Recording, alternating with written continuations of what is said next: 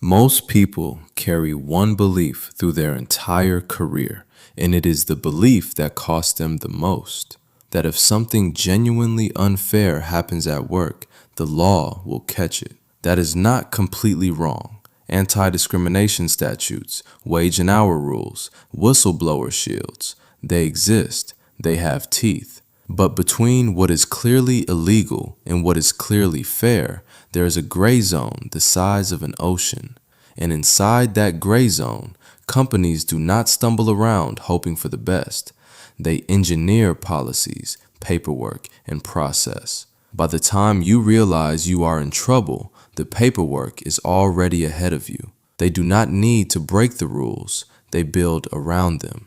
And most workers never see the architecture until it is already above their heads. The foundation is at-will employment. Either side can end the relationship at any time for any reason not explicitly illegal. Sounds mutual. In practice, one side has a paycheck to offer and the other has a mortgage to cover. What at-will gives employers is a permanent exit lane. They do not need a good reason, they need a legal one. And the distance between good and legal is where careers get quietly erased. Not the right fit anymore. The role is evolving. We are restructuring. Those are not explanations. They are exit vocabulary designed to end your employment without creating a liability. Nobody tells you this on your first day. They save the language for your last one. So your counter starts before you ever need one. From week one, save every email that praises your work. Log every project you deliver. If great job ever quietly becomes not meeting expectations, the only version that matters is the one on paper. Right now, the company is the only side writing it. That leads into performance management turned into a weapon. In a healthy workplace, feedback helps you grow. In one that has already decided your future, feedback builds the file that justifies it. Watch the pattern. You push back on something, then the temperature changes. Your manager starts documenting things never mentioned before. HR gets quietly copied on routine emails. You get a calendar invite labeled check-in with no agenda, and by the end of it, there is a written summary you did not write sitting in your inbox. You can feel it shifting, but you cannot point to one thing that is clearly wrong. That is by design. Then the PIP arrives. Not every PIP is a loaded weapon. Some companies use them honestly. But when one shows up right after a disagreement, when the targets are vague or conveniently unmeasurable, that document is not about helping you succeed. It is about making your removal look like your fault. Your move? Respond to every piece of feedback in a calm email. Ask what measurable success looks like. Make them put it on the record. A PIP with no clear metrics is not a plan. It is a countdown. Now, money. A staggering number of workers believe being salaried means no overtime. That is not always the case. Eligibility depends on your classification, exempt or non-exempt, based on what you actually do, not what your title says. Exempt employees must meet duties tests and salary thresholds set by federal and sometimes state law, and those thresholds change. A fancy title can be cheaper than overtime. Think about the person called a shift manager who spends the entire day on the floor, covering registers, stocking shelves, following instructions from above, managing no one. That title is not a promotion, it is a classification strategy. Independent contractor misclassification works the same way. A company controls your hours, methods, and tools, but on paper you are a contractor.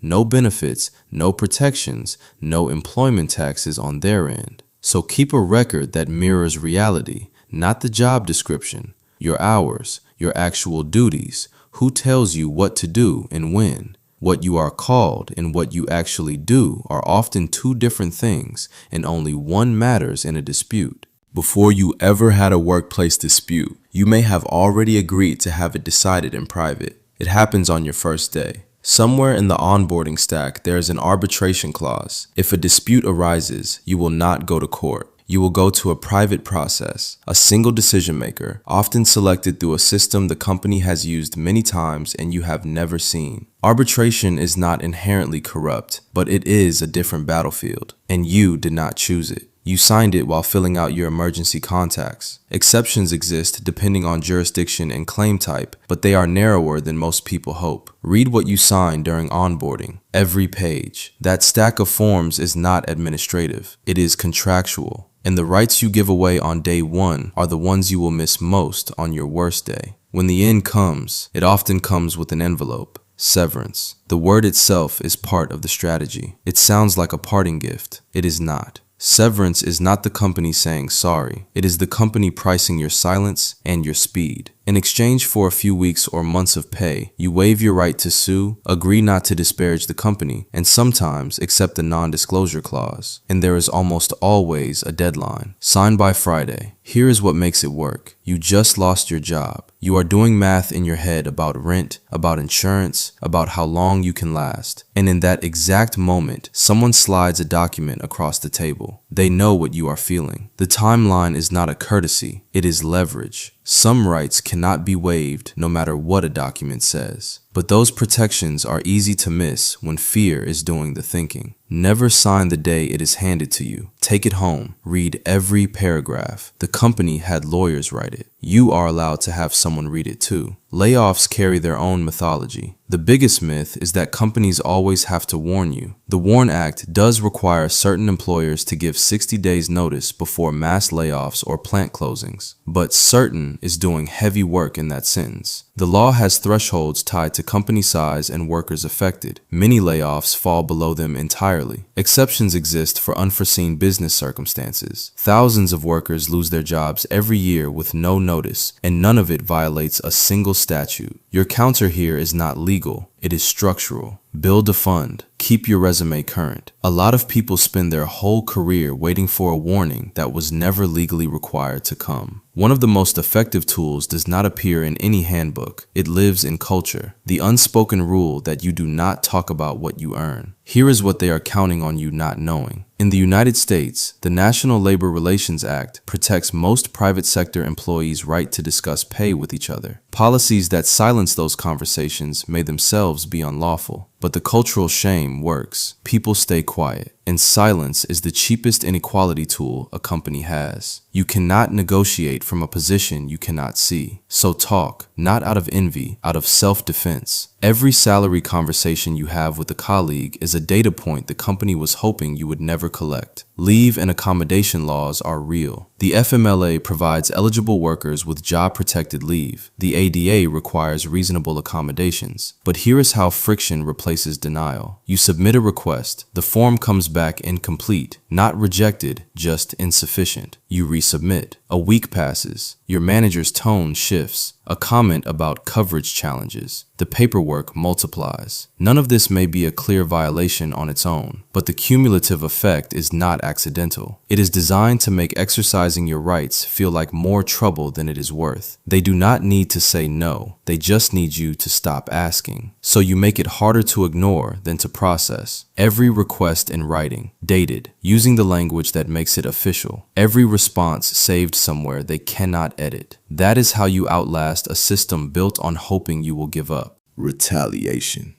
This is what happens when the company realizes you stop being easy to manage. The risk does not peak when you stay quiet. It peaks the moment you use the rights everyone told you that you had. You file a complaint.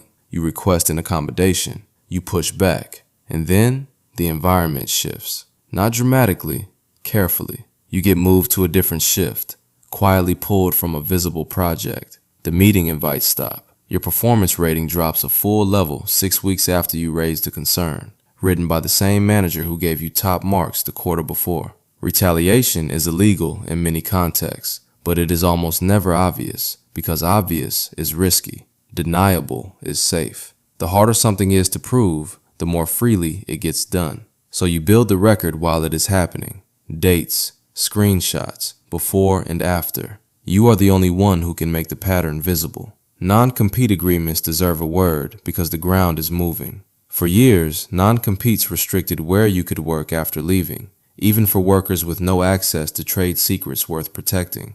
Some jurisdictions have moved to limit or ban them, but this area of law varies sharply by state and is actively evolving. Do not assume the one you signed is dead. Do not assume it will hold either. Get specific guidance for your jurisdiction. In this area, confidence without specifics can get expensive. So here's what you walk away with. Not legal advice, a defensive operating system. Read everything before you sign it. Every offer letter, every handbook acknowledgement, every arbitration agreement buried between your tax forms.